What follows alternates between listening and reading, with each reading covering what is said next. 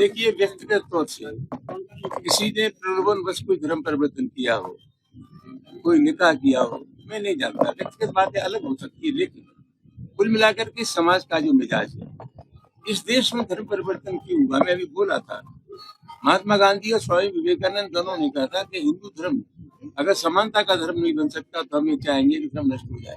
जब आप लोगों को मंदिर में जाने से रोक रहे हैं, अखिलेश यादव जी के मकान छोड़ने के बाद आप गंगा जल से धो रहे हैं, तो ये पिछड़े दल क्या सोचेंगे?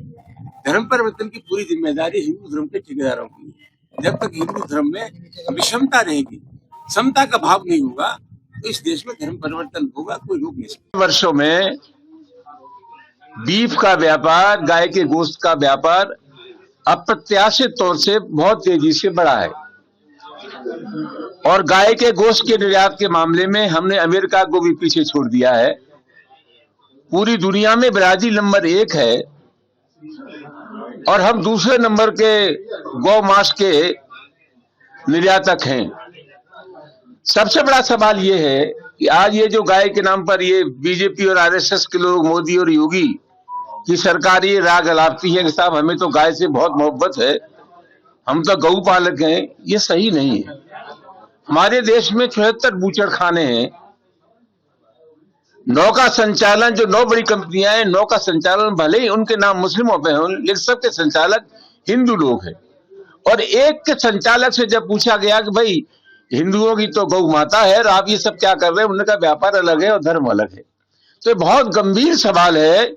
बहुत तेजी के साथ गाय के मांस का निर्यात हमारे देश में हो रहा है। और ये क्यों हो रहा है?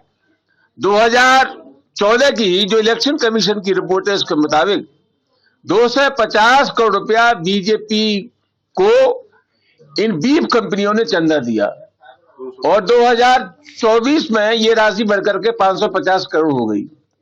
भारत सरकार का जो खाद्य प्रसंस्करण मंत्रालय है, इन सब लोगों को और ज्यादा प्रोत्साहित करने का काम करता है।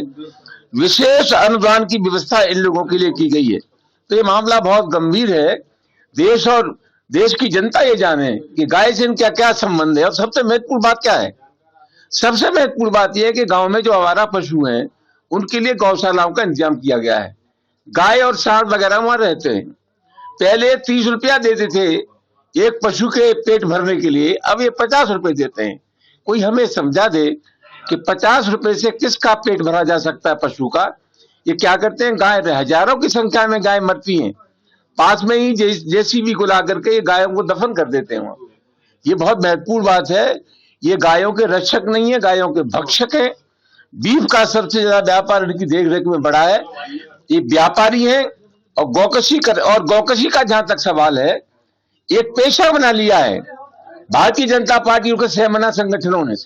ये चाहते हैं कि जो बीफ का काम करने वाले लोग हैं, उनके नाम पर चौथ वसूली की जाए। जिनके पास जो उनका बीफ से कोई रिश्ता नहीं है, उनको इसलिए पीटते हैं कि तुम बीफ का व्यापार करते हो। अलीगढ़ में 4 नौजवान पीटे गए। आज जब उस गोश्त का परीक्षण हुआ तो उसमें सामने आया कि गौ का गोश्त है ही नहीं। तो इनके लिए गाय के नाम पर ये धंधेखोर हैं। इनके गाय से इनकी कोई मोहब्बत नहीं है। गाय का कातिल अगर कोई है इस देश में तो भारतीय जनता पार्टी और आरएसएस।